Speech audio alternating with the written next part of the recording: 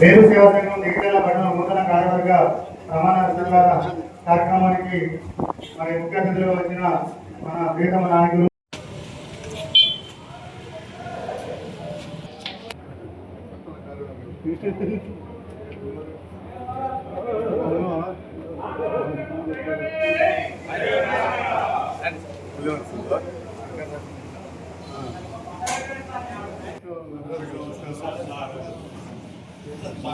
అయ్యో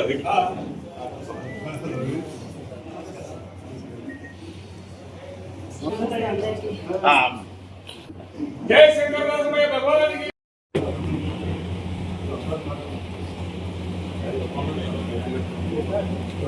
ఈరోజు కార్యక్రమానికి డిజిటల్ పర్సన్ వేసిన నూతన కార్యక్రమ ప్రమాణ చేసినటువంటి డాక్టర్ సంజయ్ కుమార్ గారు శాసనసభ్యులు చేయడానికి అలాగే మన సాధారణ మాజీ అధ్యక్షులు శ్రీ మార్కెట్ మల్లేశ్వర గారిని పట్టణాధ్యక్షులు మాజీ అధ్యక్షులు శ్రీ గడ్డ రమేష్ గారిని మాజీ పట్టణ అధ్యక్షులు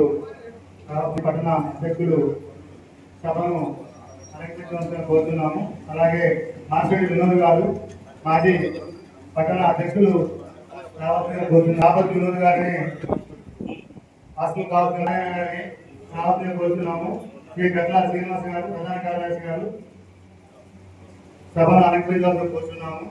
శ్రీ రాయిల శ్రీను గారు సహాయ కార్యదర్శి సభను ప్రభుత్వం కాబట్టి మరి దాంతో పాటు రేవంత్ అన్న మన ముఖ్యమంత్రి గారు ఎంతగానో శ్రద్ధ తీసుకొని ప్రతి ఒక్క కులానికి ఎలాగైతే పనిచేస్తున్నారో అదే విధంగా జగిత్యాల నియోజకవర్గాన్ని కూడా సంజయ్ అలాగే పనిచేస్తున్నారు. కాబట్టి మరి గతంలో 12 లక్షలు వెచ్చించి ప్రభుత్వం నుంచి సంజయ్ అన్న ఈ బిల్డింగ్ కి అంటే మెయిన్ కులానికి ఈ ఒక బిల్డింగ్ ఉండాలి, మరి కార్యవర్గ సభ్యులందరూ కూడా ఒక మీటింగ్ పెట్టుకోవడానికి ఒక హాల్ ఒక బిల్డింగ్ ఉండాలని చెప్పేసి దీనికి సంబంధించి సంజయ్ వెచ్చించి అంటే ఏ ఒక్క రోజు కూడా వీళ్ళు వేరు నేను వేరు ఈ కులం ఆ కులం అని కాకుండా ప్రతి ఒక్కరిని సమానంగా చూసే సంజయ్ మరి అలాగే అభివృద్ధిలో ముందుకెళ్తున్నారు.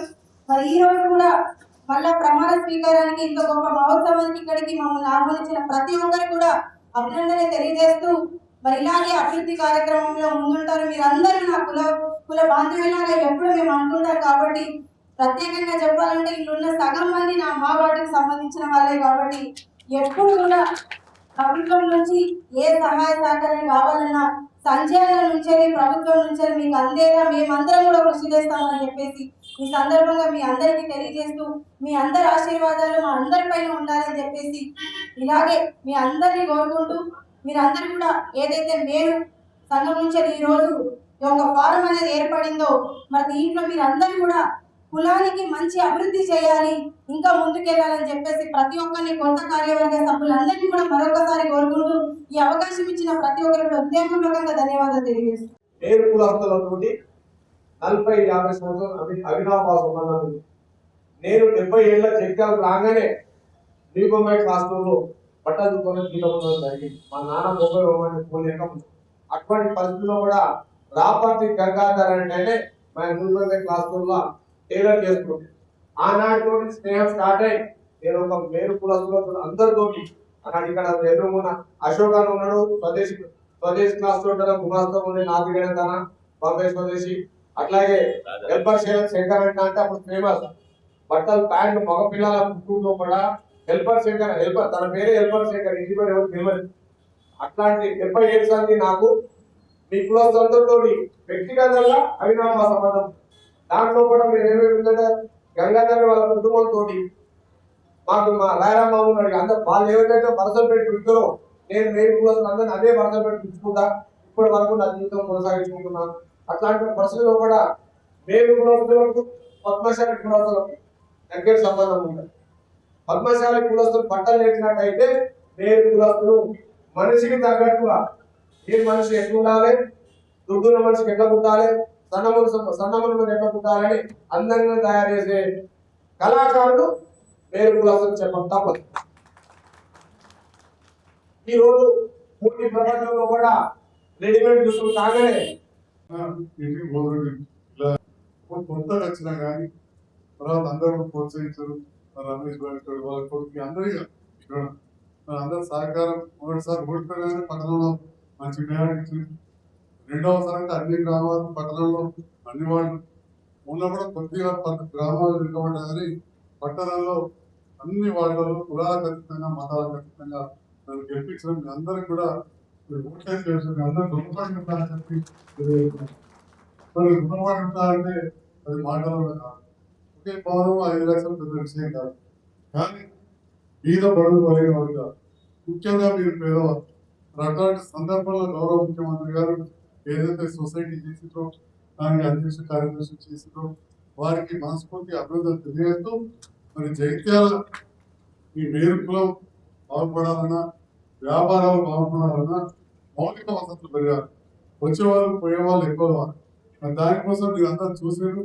దాంట్లో బాగా గుర్తింపే ఈనాడు మదవసాన్ని గెలిపించి మీ ముందు నిలబెట్టారు. పేదవాళ్ళకు అత్యధిక ఇల్లు ఎక్కడ కట్టినామంటే జయించాలి.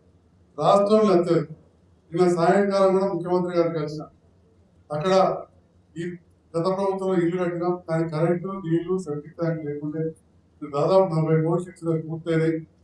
మొన్న మధ్యలో అక్కడ అంగన్వాడీ సెంటర్, హాస్పిటల్, ప్రైమరీ స్కూల్లో పెట్టాం. కానీ రోడ్లు, కొంత పోలీస్ స్టేషన్, ఇంకా పెద్ద హాస్పిటల్, స్కూల్స్ ఇంకా పెద్దవి కావాల్సింది. రైతు కూడా ఎందుకంటే రైతులంతా ఊరు ఇక్కడ వచ్చింది. మన వాళ్ళు ఉండదు అక్కడ. ఇంకా 15 మిగిలిన ఇస్తాం. అంటే ఈ రకంగా ఇప్పుడు ఇందిరా మిల్లు ఇచ్చే కార్యక్రమాలు ఇంకొక రకం. రెండవది వైద్యం. వైద్యం చాలా కాస్ట్లీ. ఇప్పుడే ఎదురుగా ఇంటెన్సివ్ కేర్ యూనిట్ ఓపెనింగ్ చేసాం. కానీ మీరు ఒకసారి అది కూడా బాగా నడవాలనుకుంటున్నాం. ఎందుకంటే ఉమ్మదాలు ప్రభుత్వం ఏదైతే ఈ ప్రభుత్వం వచ్చాక స్టార్ట్ చేసినామో క్రిటికల్ కేర్ హాస్పిటల్ 60 పడకలకు స్టార్ట్ చేసి ఇవాళ 75 పడకలతోటి ఫుల్ అయిపోయింది. ఎటు చూసినా ఇంటెన్సివ్ కేర్ బాగు పుట్టిన కిడ్నీ ఫెయిల్ అయినా అదే దానికి బ్రహ్మాండం కట్టి సరిపోకపోతే మరి గౌరవ ముఖ్యమంత్రి గారి మీద సార్ మిమ్మల్ని నమ్మి నేను వచ్చిన కొంత పార్టీ మారినా అనే ఒక అపవాదం వచ్చింది. ఇది కూడా తలెత్తుకొని తిరగాలంటే ప్రజలకు పని చేసి చూపించాలి. అంటే 235 కోట్లతోటి 450 పడకల ఆసుపత్రికి మాత్రమే. మీ అందరూ కూడా కళ్ళ ముందు నిలబడుతున్నారు అక్కడ బస్సు పక్కన.